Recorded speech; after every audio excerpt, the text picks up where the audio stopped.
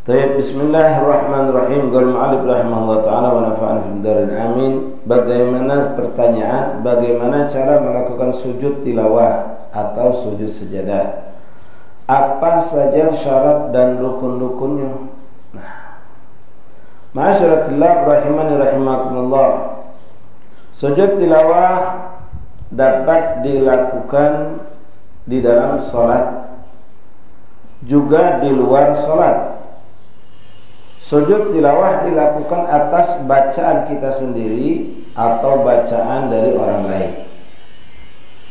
Kita tahu sujud tilawah itu sujud sejadah, yaitu ketika kita bertemu dengan ayat-ayat yang di situ kita disunnahkan untuk melakukan sujud, itulah namanya sujud tilawah. Sujud tilawah itu bacaan, artinya sujud sejadah. Sujud tilawah atau sujud sejadah kita lakukan karena adanya bacaan Al-Quran yang di situ ada ayat-ayat sajadah. Paham tuh? Hal ini boleh saja terjadi posisi kita membacanya kita, yang sujudnya juga kita. Kita baca dewek, kita temukan sujud tilawah, lalu kita sujud. Boleh jadi yang baca bukan kita, ada orang lain membaca, cuma kita melok dengar, maka kita pun ikut sujud ketika memenuhi syarat diri kita. Nanti ada syarat-syaratnya. Sujud tilawah boleh jadi dilakukan di dalam sholat, ketika kita sedang sholat. Alhamdulillah kita sering lakukan, terutama Jumat subuh. Boleh juga dilakukan di luar sholat dalam keadaan kita tidak sedang sholat. Sekarang kita perhatikan yang pertama mengenai syarat. Syarat sujud tilawah atau sujud sejadah adalah sebagai berikut. Yang pertama, hukum sujud tilawah ini, ma'asyiral tullab ya auladi, wahai anak-anakku, wahai murid-muridku, wahai tullab Ma'had Anwar Thaibah. Syarat sujud tilawah ini seperti syarat sholat, mirip dengan syarat sholat. Di antaranya kita mengenal seorang kalau nak sholat apa? Tahara anil hadatsain, suci dari dua hadas. Tahara thawb wal badan wal makan anil najasah, suci pakaian, badan dan tempat dari najis. Di antara syaratnya lagi istiqbalul kiblat, ngadep kiblat. Di antara syaratnya lagi satrul aurat. Nah, ini syarat-syarat seperti ini ada pada sholat. Artinya walaupun kita di luar sholat membaca Al-Quran, lalu kita mendapatkan ini ayat, maka kita kalau tidak memenuhi syarat ini tidak boleh sujud tilawah. Contoh begini, perhatikan. Kita tahu hukum orang baca Quran tanpa wudhu boleh? Boleh tak? Boleh, selagi dia tidak pegang Quran dan tidak menyentuh Al-Quran. Nah, dia boleh untuk baca Quran, tak punya wudhu. Orang tak punya wudhu boleh baca Quran, dengan syarat dia tidak pegang Quran, tidak menyentuh Al-Quran. Misal dia duduk, dia ikut baca Al-Quran waktu khataman. Kita baca a'udzubillahi minasyaitonirrajim, bismillahirrahmanirrahim, Iqra' bismi rabbikal ladzi khalaq, khalaqal insana min 'alaq, Iqra' wa rabbukal akram, sampai pada akhir ayat kalla la tuti' wasjud waqtarib. Disunahkan tak sujud tilawah? Disunahkan tak di situ? Disunahkan. Nah, orang yang tidak punya wudhu tadi, dia tidak boleh sujud. Tidak boleh sujud. Baca Quran boleh, tapi untuk sujud tidak diperkenankan karena dia tidak mempunyai wudhu. Orang baca Quran pakaiannya ada najis, boleh, tapi makruh hukumnya. Tahu sadar di tubuhnya ada najis, dipakainya ada najis, atau tidak punya wudhu baca Quran, makruh hukumnya. Boleh, pahala dapat. Sama ada orang dia punya wudhu, dia baca Quran, ketemulah sujud tilawah. apakah boleh dia sujud? Punya wuduk dia, baca Quran dia punya wuduk, tapi pakaiannya dah najis. Boleh tak dia sujud tilawah? Tidak boleh. Paham ya? Alhamdulillah Rabbi zidna. Nah itu contoh ya. Jadi dia ada syarat-syarat orang boleh sujud tilawah itu kalau memenuhi syarat-syarat. Di antaranya syarat yang pertama ada pada syarat salat. Minha menghadap kiblat. Kalau orang ngaji, kita ngaji Quran tidak menghadap kiblat, boleh tak? Baca Quran tidak menghadap kiblat, boleh? Boleh. Tapi makruh, kecuali kalau dalam keadaan memang keadaan. Seperti orang tadarusan, muter 10, 8, 5. Tak mungkin menghadap kiblat kalau ya tadarusan bentuk halakoh, bentuk putaran kelilingan. Tentu ada yang menghadap kiblat, ada yang tidak menghadap kiblat. Nah, ketika pas sujud kita lagi tadarusan, lalu kita temu ayat kalla la tuti wasjud waqtarib. Yang posisinya memang sudah menghadap kiblat tinggal sujud. Tapi yang posisinya belum menghadap kiblat, apalagi membelakangi kiblat, dia harus muter tubuhnya menghadap ke kiblat dulu baru dia sujud tilawah. Wadih, mafhum, faham tu? Jawab pakai mulut, jawab dengan suara, bukan? Jawab fahim. Baik, jelas ya. Jadi syaratnya di antara yang pertama tadi suci dari hadatsain, hadas besar, hadas kecil. Kedua, suci pakaian tempat dan badan dari najis. Ketiga, menutup aurat. Keempat, ngadap kiblat. Ini beberapa poin yang sama seperti syarat salat. Yang kedua, itu masih poin-poin tadi, poin nomor 1. Membaca atau mendengarkan secara sempurna ayat sajadah itu. Orang yang disunnahkan untuk sujud tilawah itu orang yang dengar sempurna ayat, bukan surat. Bukan surat. Kalau surat berarti dari Iqra bismi rabbikal ladzi khalaq khalaqal insana min 'alaq sampai akhir ketemu kalla la tutih wasjud waqtarib. Tidak, bukan seperti itu. Dia cuma dengar ujungnya baik.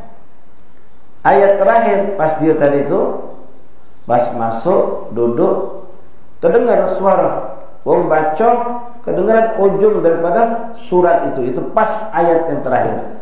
Kalla la tuti'hu wasjud waqtarib. Ayat sempurna itu. Ya, satu ayat yang sempurna. Maka bolehkah orang ini ketika dia sudah terpenuhi syarat pertama tadi, suci-suci dan menghadap kiblat untuk aurat, untuk sujud, boleh? Boleh, walaupun dia tidak ikut baca atau tidak ikut dengar dari awal surat. Fahim tu? Rabbi zidna ilman. Membaca atau mendengar secara sempurna ayat sajadah. Kalau dia cuma dengar wasjud waqtarib, itu sempurna satu ayat tak? Sepenggal tak boleh dia. Tak boleh dia ikut sujud. Misal katakanlah orangnya duduk di belakang, Abuya maca di sini pakai mic, kebetulan micnya mati. Tiba-tiba hidup mic-nya, dia cuma dengar wasjud waqtarib, sujadah, melok sujud dia, boleh? Tak boleh. Dia harus dengar satu ayat sempurna, bukan sepenggal ayat. Ingat, bukan satu surat, tapi satu ayat yang sempurna dia dengarkan. Yang ketiga, syarat yang ketiga untuk kita boleh sujud, hendaklah bacaan itu dari bacaan orang yang sah untuk baca Quran. Bacaan dari orang yang sah untuk baca Quran. Memang ada yang tidak sah baca Quran? Iya. Orang yang tidak sah baca Quran di antaranya siapa? Orang yang majnun, orang gila, orang yang berhadas besar, orang kafir. Ya. Nah, kalau orang-orang seperti itu di sini dicontohkan oleh Malik, tidak dari orang gila, orang gilo, kita ni tahu ni kan, gilo. Cuma dulu sebelum gila sempat dia waras, jadi sempat juga belajar, sempat ngapal ayat Quran. Kalau ada satu insiden kejadian jatuh kecelakaan geger otak, misal Tapi apalannya masih ada. Apalannya masih ada. Dengan dak maki bajunya, dengan maki celana pendeknya, duduk pinggir jalan, Quran dia. Misal kita dengar dari awal suratnya kita dengar sampai akhir, pas dengar kita sujud tilawah tidak. Ngapa? Bung dak waras. Bung dak waras itu bacaannya tidak dianggap sah. Faham tuh? Atau kebetulan ada orang kafir, subhanallah, banyak dalam sejarah kehidupan Islam orang-orang kafir hendak menghancurkan Islam, pura-pura jadi muslim, bahkan dia hafal bukan beberapa ayat Quran, Al-Quran dihafal. Kalau kita buka sejarah perjuangan rakyat Indonesia, bagaimana Aceh itu dulu bisa dikalahkan. Tak ada negeri di negeri Indonesia ini yang bisa dikalahkan oleh Belanda kecuali Aceh. Kuat Islamnya, kuat persatuannya. Kecuali setelah dia mampu, orang Belanda itu masuk dari dalam, memecah belah dari dalam. Namanya Snokhugronya. Snokhugronya. Orang kafir, pemimpin, komandan Belanda. Tapi subhanallah, dia belajar bahasa Arab dan dia pun menguasai Al-Quran. Dia hafal Quran. Sehingga orang tidak tahu, orang yang dia muslim, apalagi hafal Quran, dimuliakan. Ternyata dia di dalam menghasut, memecah belah. Sampailah singkat cerita Aceh bisa dikalahkan. Sama itu. Nah, orang kafir boleh jadi, apalagi sekadar untuk menghafal mungkin 1 surat, 2 surat, bisa dia. Kita tahu ini orang kafir baca Quran. Apa kita harus larang? Untuk melarang tidak disuruh kita, kecuali dia kalau dia mempermainkan. Ya, kalau dia mempermainkan syariat Islam, mempermainkan Al-Quran, maco itu dibuatnya main-main, jangankan cuma dilarang, dipenggal lehernya pun boleh. Menghina Islam, menghina Al-Quran. Tapi kalau dia sekedar menunjukkan, saya hafal Al-Quran, Anda boleh dengar, dibaca punya.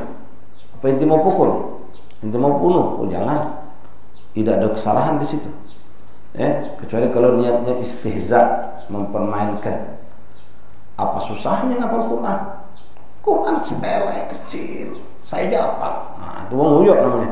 Sebelum dia macet, gocol duluan. Nguyok itu namanya Islam, menghinakan Al-Quran. Sama. La ilaha illallah Muhammadur Rasulullah SAW. Nah, orang kafir macet, tidak usah sujud. Kenapa? Tidak sah bacanya. Tidak sah. Contoh lagi siapa? Perempuan yang dalam keadaan haid atau nifas. Perempuan haid nifas haram melafazkan Quran. Kalau dia pun mau baca dalam hati silahkan. Orang betina haid nifas tidak boleh baca Quran. Kalau zikir boleh. Bahkan dianjurkan perempuan haid nifas itu jangan kosong dari zikrullah. Quran lah tidak baca, salat lah tidak, zikir pun tidak. Wah, bahaya. Kalau perempuan haid baca Quran, ketemu ayat sejadah, kita tahu benar. Mungkin ayat kita atau siapa lah yang kita tahu dia dalam keadaan haid, maka tidak disunnahkan sujud. Kenapa? Bacaannya tidak dianggap sah menurut syariat. Faham tuh? Jelas? Nah, ini mengerikan, ya. Ada kasus sering terjadi, berapa kali kejadian perempuan itu haid demi ikut musabaqah. Karena musabaqah itu penentuan tanggalnya tidak hanya siapa haid tanggal ini tidak asal melok, yang tidak haid boleh melok, tidak katik cerita. Pokoknya panitia ngadakan musabaqah tanggal sekian sampai tanggal sekian. Siapa yang nak melok artinya dia harus siap. Nah, perempuan-perempuan yang ikut musabaqah itu sebagian mereka itu haid, tapi demi tampil, demi jadi juara, dia tidak peduli dirinya dengan dalam keadaan haid. Na'udzubillah min dzalik, celaka. Ini darurat dari mana? Itu termasuk bid'ah kok. Walaupun bid'ah boleh jadi kalau dilakukan dengan baik, dengan benar, menjadi bid'ah hasanah, syiar. Ya. Kalau memang MTQ itu dilakukan laki-laki semua, tidak campur betina, jurinya laki-laki juga, tujuannya untuk syiar.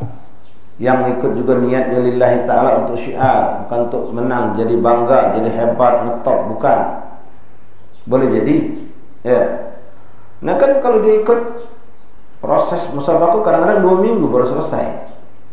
Dia waktu mulai kemarin melok belum haid, pas sudah masuk babak semifinal dan final haid dia. Kalau dia tidak tampil, kalah dia enggak galak, dia dikatakan kalah. Na'udzubillah, dia pikir siapa yang tahu aku haid. Ketahuan. Pas ikut musabaqah tampil, selesai tampil, Masya Allah, sudah dibayang-bayangkan bakal jadi juara.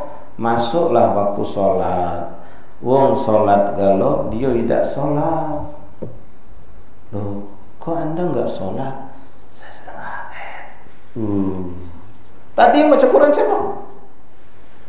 Kan darurat, dia bilang. Darurat dari mana? Ya kalau saya nggak tampil saya kalah. La ilaha illallah. Ini orang binasa, celaka bisa. Na'udzubillah min dzalik. Adapun penghafal Quran, perhatikan Abu ya, yang sedang hafal Quran, memang ada pendapat sebagian ulama yang membolehkan tetap untuk boleh dia baca Quran walaupun haid. Tapi pendapat ini di kalangan Alawiyin, di kalangan ulama Hadramaut tidak dipakai. Guru-guru kita mengatakan tidak, tetap kau stop, jangan baca Quran. Kalau kau memang harus mau, silakan baca dalam hati. Memang untuk ngapal Quran itu dalam hati sulit, beda dengan kalau kita baca dengan dilafazkan. Nah, ada orang ketakutan kalau saya tidak mengulangi hafalan saya, nanti hafalan saya hilang. Guru-guru kita ahli tarbiyah, masyayikhuna di Hadramaut termasuk yang di Habaib di Indonesia bersepakat untuk haid, nifas, stop. Tetap tidak usah baca Quran, tidak usah hafal Quran dulu. Kalau memang kita niat sungguh-sungguh menghafal Quran karena mengharap ridha Allah, Allah akan kembalikan hafalan itu di saat engkau suci dan dimudahkan oleh Allah untuk cepat hafal. Walaupun ada pendapat yang membolehkan, kenapa kalau tidak diulangi hafalan Quran nanti hilang katanya. Tapi pendapat ini tidak dipakai oleh kalangan Alawiyin atau ulama Hadramaut, ulama Tarib, tidak begitu juga Habaib yang ada di Indonesia. Taib. Dari bacaan orang yang sah untuk baca Quran, tidak dari orang gila atau orang kafir atau perempuan dalam keadaan haid dan nifas, atau dari bacaan anak yang belum mumayyiz. Ada kan sekarang Masya Allah ya, anak-anak kecil umur 4 tahun sudah bisa hafal juz amma, bahkan sebagian daripada juz-juz yang lain, karena dia Allah cerdas, tapi belum mumayyiz dia. Ya, belum, kan kita lihat yang ditampil ke TV itu kadang-kadang sambil ngapan sambil bermain ya, sambil baca Quran sambil bermain. Bahkan dijadikan teori sekarang ini, orang anak-anak kecil itu ngapal Qurannya sambil main. Dibukakan suara bacaan Quran dan dia main di situ, terekam dewek. Sehingga waktu disuruh untuk ngapal, ditalkinkan cepat nyambung, karena bacaan itu sudah tidak asing buat dia. Tapi kalau didudukkan yang budak kecil-kecil tidak bisa, anak kecil itu tidak bisa seperti itu. Dia mau jalan sana, mau jalan sini, mau lari sana, mau lari ke sini sambil main segala macam. Nah, dia hafal. Misal balik contoh surah Iqra tadi. Hafal, tapi dia belum memayyiz. Cebok belum bisa. Ya, masih suka buka aurat depan wong. Ya. Belum kenal yang halal yang haram, misalnya ya. Maka bacaan dia tidak dianggap sah.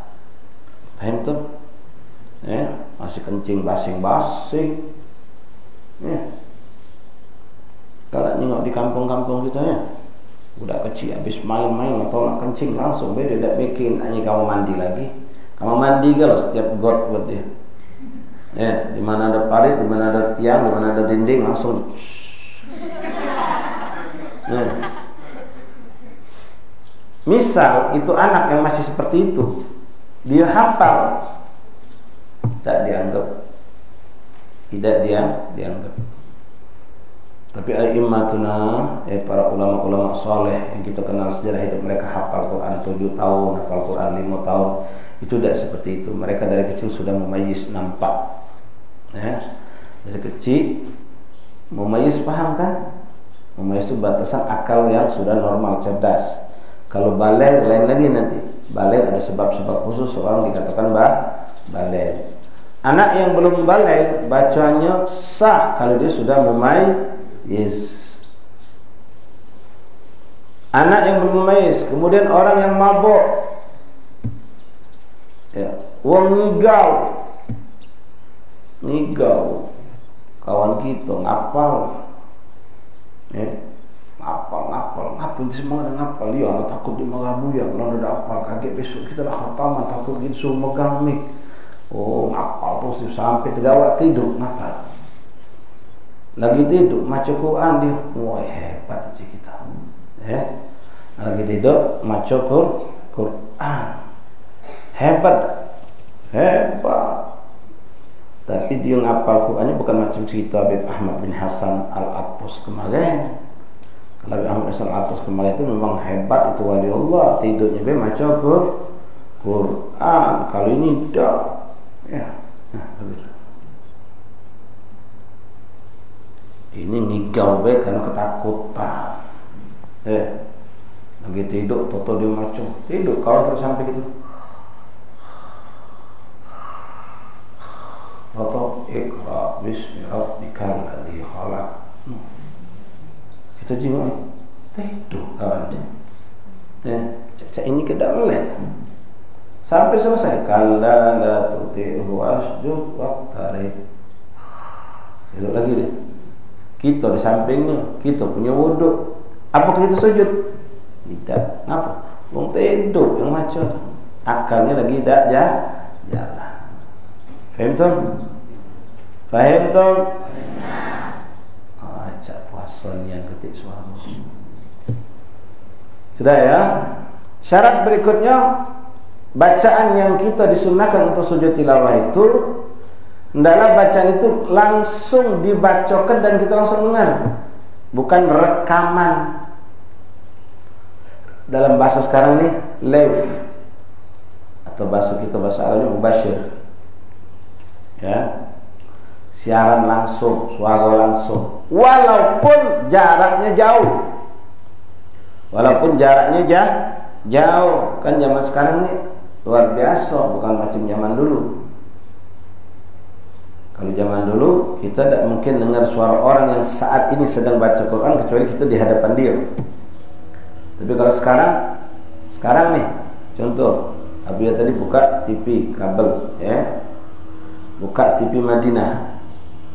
Pas kita jam kurang lebih jam 9-an tadi di Madinah baru sholat subuh, siaran langsung. Bang Sampu yang lagi nonton tadi dengar suara imam itu jelas, suaranya disiarkan di TV dan itu siaran langsung. Imam itu baca surat sajadah atau surat apa yang di situ ada surat ayat sajadah, di sana sujud, kita di sini juga boleh sujud. Sallallahu alaihi wasallam. Itu contoh jarak jauh. Terlepas kita nyimak di TV atau yang penting suaranya jelas, itu langsung. Contoh paling pendek, misal kita di musholah ini, ustazah di pojok, ustazah dengar suara kita hataman Quran, misal bacalah tadi surah Iqra, ustazah melok juga di pojok, pas dengar melok sujud, kebetulan posisi sedang siap untuk sholat. Boleh, bukan dengar langsung itu lewat mikrofon, iya, tapi hukumnya langsung. Makna tidak langsung artinya ditunda. Kalau rekaman kaset macam mobil sering buka kan kamu waktu duha bangun ke sama waktu sebelum subuh, sebelum sahur, ya. Kamu punya wudhu siap untuk sholat, pakaian bersih rapi sudah. Dengar pas ayatnya ayat sajadah, apakah disunahkan? Disunahkan tak? Tidak, karena kamu tahu itu suara dari box, dari rekaman, bukan asli langsung. Jadi yang disunahkan untuk kita sujud itu kalau suara itu langsung, artinya bukan rekaman atau tundaan. Faham tuh? Rabbi zidna. Jadi walaupun jaraknya jauh, jadi beliau sudah contohkan yang paling jauh di Madinah sana, kita di Palembang. Ya, yang penting kita yakini di sana itu langsung, bukan siaran tunda, bukan rekaman. Yang kelima, bagi orang yang sholat tidak boleh sujud atas bacaan orang yang tidak sedang sholat. Namun sebaliknya boleh. Kita sedang sholat di sini. Ada kawan kita sedang baca Quran, dia tidak sedang sholat. Katakanlah dia baca surah Iqra. Pas kita lagi tegak, kita dengar kawan kita baca Iqra. Sampailah pada kalla la tutih wasjud waqtarib. Kan hukum sujud itu tidak harus dari bacaan kita kan. Dari bacaan orang lain kita boleh sujud. Nah sekarang apakah boleh orang yang sedang sholat mendengar orang yang di luar sholat baca sujud tilawah, lalu dia yang sholat melok sujud? Jawabnya tidak boleh, batal sholatnya. Faham tuh? Tapi kalau sebaliknya boleh. Misal kita datang ke sini, kebetulan ada tamu Abuya, nunggu Abuya duduk di belakang situ. Kita sedang sholat isya. Dia dengar Abuya sedang baca surat, misalnya lah Iqra tadi. Dia duduk lagi nunggu. Kebetulan dia orang yang punya wudu, nutup aurat dari musola, dari masjid, pengen ketemu dengan. Pas dia dengar Abuya lagi sholat baca surat sajadah, yang di situ ada ayat sajadah, katakanlah Iqra misal, kalla la tuti'hu wasjud waqtarib. Allah sujud. Dia yang duduk di belakang tadi lagi nyantai, tidak melok sholat, itu boleh untuk ikut sujud selagi syarat-syaratnya terpenuhi. Dia punya wudu, nutup aurat, pakaian badan dan tempat tidak ada najis, dan dia pun sujudnya ngadap kiblat. Faham tuh? Rabbi zidna ilma. La ilaha illallah Muhammadur Rasulullah sallallahu alaihi wasallam. Nah itu beberapa hal yang perlu kita perhatikan mengenai syarat untuk sujud di tilawah. Lalu ada pertanyaan, Abuya bolehkah kita melakukan sujud tilawah di waktu yang kita tidak boleh sholat? Kapan itu diantaranya? Contohnya ba'dal asar. Kapan lagi? Ba'da sholat subuh. Ya, kita kan kalau Ramadan ba'dal asar baca Quran, ba'da sholat subuh baca Quran. Kebetulan ketemulah ayat sujud tilawah. Kalau sholat sunnah boleh tak? Tak boleh, kecuali ada sebab mutaqaddim namanya. Seperti sholat sunnah wudu, sholat tahiyatul masjid boleh tetap, walaupun di waktu yang tak boleh sholat sunnah. Nah sekarang sujud tilawah boleh tak? Ulama sepakat boleh. Sujud tilawah boleh, selagi bukan disengaja. Ada yang nambahi begitu, ada yang mengatakan boleh secara mutlak, ada yang mengatakan boleh tapi bukan disengaja. Kebetulan kita lagi baca Quran ketemu ayat, maka sujud boleh, walaupun di waktu yang tidak boleh. Fahim tuh? Jelas. Namun ada yang mengatakan boleh tapi bukan disengaja. Misal nih, bisa asal ayat pengen sujud tilawah beh, carinya nih yang sengaja bacanya surat Iqra tadi itu, Al-Qalam, biar baca sujud. Nah ini tidak boleh menyengaja untuk sujud di waktu yang tidak boleh sholat, itu tidak boleh. Contoh sengaja dicarinya nih ayat-ayat yang dia baca sujud, itu tidak boleh. Faham tuh? Ada lagi pendapat yang mengatakan tidak boleh sujud, tapi diganti dengan bagiatus sholihah. Subhanallah, alhamdulillah, wa la ilaha illallah, wallahu akbar. Baca 3 kali atau 4 kali. Faham tuh? Jelas? Nah sekarang pendapat yang mana yang kita pakai di kalangan ahli sunnah jamaah indana, guru-guru Abuya di Hadramaut baik di Indonesia, mereka mengambil pendapat kalau di waktu yang tidak boleh sholat sunnah, ahsan tidak usah sujud, tapi diganti dengan bagiatus sholihah. Subhanallah, alhamdulillah, wa la ilaha illallah, wallahu akbar. Paham tuh? Nah, kalau kita lihat begini, seandainya ada orang sujud, nak kita marah ya pada usah. Kalau doang sujud, baca Quran badal asar, ketemu ayat tilawah sujud, boleh tak? Boleh tak? Boleh, biarkan. Memang membolehkan ulama. Tapi ada yang mengatakan tidak boleh, diganti bagiatus sholihah, maka kita ambil pendapat yang itu, diganti dengan bagiatus sholihah. Nah, tapi kalau ada orang pengen sujud, silahkan, tidak ada hal larangan selagi memang dia mendapatkan sujud tilawah tadi dalam keadaan tidak disengaja. Faham tuh? Ya. Tapi kalau kita tidak, ganti dengan bagiatus sholihah boleh. Nah, untuk mengganti bagiatus sholihah ini juga tidak harus di waktu yang tidak boleh sujud. Seperti kita lagi khataman malam-malam, ketemu Iqra, sujud tak kita? Tidak. Kita ganti dengan subhanallah alhamdulillah Allahu akbar. Boleh itu? Boleh. Kalau kita mau sujud ahsan, ya, sujud ahsan. Tapi sampai sini paham? Wadih? Insyaallah. Rabbi zidna. Lalu rukunnya apa?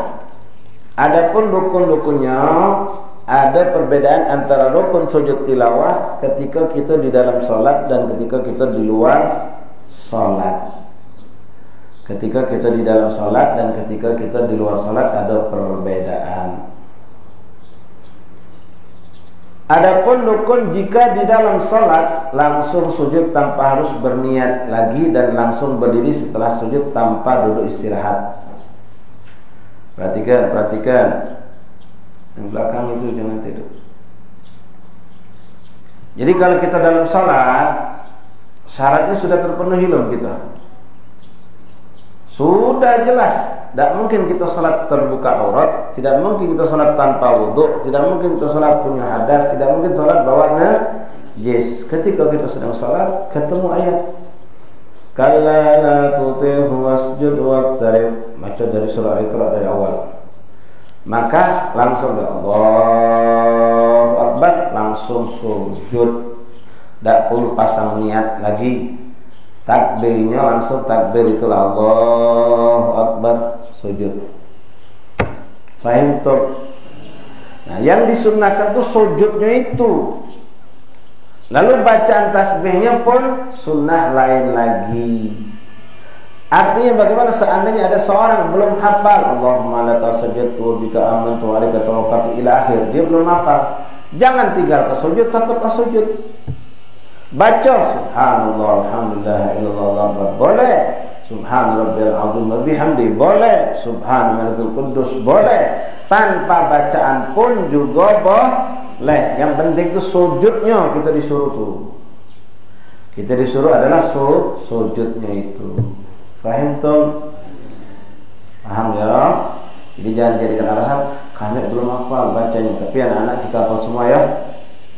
Hafal kan insya? Ada kan di buku adanya? Iya kan? Yang belum hafal lah. Sebentar lagi kamu kayak bakal banyak ketemu ayat-ayat sujud tilawah. Tapi kalau tidak hafal tetap sujud, baca tasbih yang kita bisa baca. Mau bagi tasbih boleh, baca subhanallah wa bihamdi boleh, subhanallah wa bihamdi, subhanallah kudus boleh, dan seterusnya. Jadi itu kalau di saat sedang sholat. Paham tuh? Kalau sedang sholat berjamaah, perhatikan Abu ya, perhatikan. Maka makmum mengambil sikap tergantung sikap imam. Kalau imamnya tadi sujud tilawah, makmum melok sujud tilawah. Tapi kalau imamnya ternyata tidak melakukan sujud tilawah, kan sunnah, maka makmum jangan sujud tilawah. Misal imamnya baca Allahu Akbar selesai, Bismillahirrahmanirrahim, Iqra bismi rabbikal ladzi khalaq, khalaqal insana min 'alaq, sampai kalla la tuti'hu wasjud waqtarib. Allahu Akbar, rukuk dia, tidak sujud. Apakah dianggap berdosa? Tidak. Apakah harus sujud sahwi? Tidak. Cuma dia kurang pahala karena tidak menjalankan sunnah. Apa sikap makmum? Melok rukuk. Imamnya sujud, melok sujud. Imam tidak sujud, melok tidak sujud. Fahimtum? Baik, alhamdulillah. Rabbi zidna. Baik. Nah, sekarang bagaimana kalau dia dalam keadaan tidak di dalam sholat? Nah, kalau orang tidak di dalam sholat, pastikan dulu kalau syarat-syarat yang pertama tadi kita baca ada pada dirinya. Posisi ngadap kiblat, dalam keadaan punya wudhu, nutup aurat, dan pakaian badan dan tempat tidak dalam keadaan bernajis. Faham tuh? Karena kalau untuk baca Quran, syarat ini tidak ada semua masih boleh. Misal, ada baca Quran, aurat terbuka, pakai celana pendek, misal. Ya, atau perempuan ibu-ibu kita baca Quran cuma pakai kerudung, pakai daster, tangan pendek, leher terbuka, kerudung cungkup punya baik, boleh. Di rumah tapi tak kata orang lain ni tengok. Mahram ke lo? Boleh. Tidak harus makin mengkena ni kan. Boleh, ya. Faham tu? Tapi kalau kita makin mengkena rapi, makin jilbab rapi macam Quran cantik. Faham tu? Karena tidak menjadi syarat Quran, baca Quran harus nutup aurat. Tapi kalau untuk sujud tilawah harus nutup aurat. Nah sekarang kalau dia dalam keadaan di luar sholat, ada beberapa rukun. Di antara yang pertama niat. Oh pakai niat Abu ya iya. Kita lagi baca Quran, ketemu ayat sajadah, jadi tanda tutupkan, pinggirkan, taruh diri meja, lalu kita sujud. Allahu Akbar. Waduh takbir pula. Iya seperti orang sholat. Niatnya pun dilintaskan ketika takbir. Nawaitu sujud tilawah atau sujud sajadah. Itu singkat niatnya. Dilintaskan dalam hati ketika takbir. Allahu Akbar. Niat ketika takbiratul ihram, kemudian takbiratul ihram tadi. Faham tak? Kemudian sujud yang sempurnanya sekali. Sujud setelah itu Allahu Akbar. Langsung sujud boleh. Tambahkan takbir intikal, takbir Allahu Akbar untuk sujud juga. Itu yang lebih sunnah. Jadi ada takbir lagi. Ada takbir lagi. Sujud yang sempurna. Kemudian setelah sujud duduk lagi, lalu salam, assalamualaikum warahmatullahi, tanpa baca tahiyat, tahiyat, assalamualaikum warahmatullahi, assalamualaikum warahmatullahi. Nah ini rukun yang sempurna yang disebutkan oleh para ulama. Faham tak? Allahu Akbar. Takbiratul ihram sambil niat. Nawaitu sujud tilawah. Lalu langsung sujud dia. Tidak pakai takbir lagi. Boleh. Paham tu? Atau langsung Allahu Akbar, langsung sujud, tidak pakai jeda stop. Boleh. Allahu Akbar. Allahu Akbar. 2 kali takbir. Boleh. 1 kali takbir. Boleh. Setelah sujud, bacaan apa yang kita baca bisa, lalu duduk, Allahu Akbar lagi. Baru assalamualaikum warahmatullahi, assalamualaikum warahmatullahi wabarakatuh. Fahim tuh? Jelas? Kalau lagi belajar jangan nesan, jangan ngobrol. Paham? Kalau biasanya tidak baca paham kali. Nah.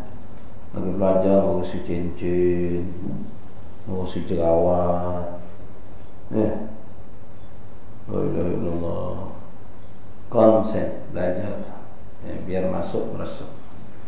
Selesai pembahasan mengenai sujud tilawah ini. Sujud tilawah ala kulli hal di dalam cetakan-cetakan mushaf Al-Quran biasa ditandai dengan tanda gambar sejadah, tapi jangan salah, ada satu surat yaitu surat As-Saff, ya, sahih, ayat ke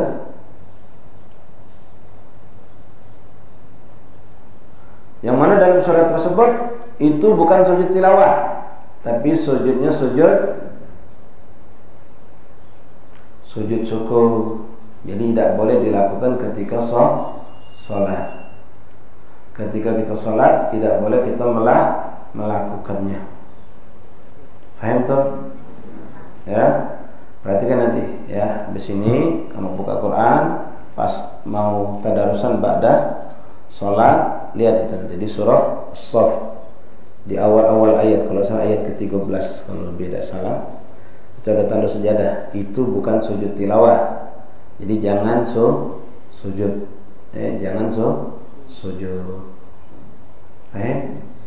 Wallahu a'lam bishawab.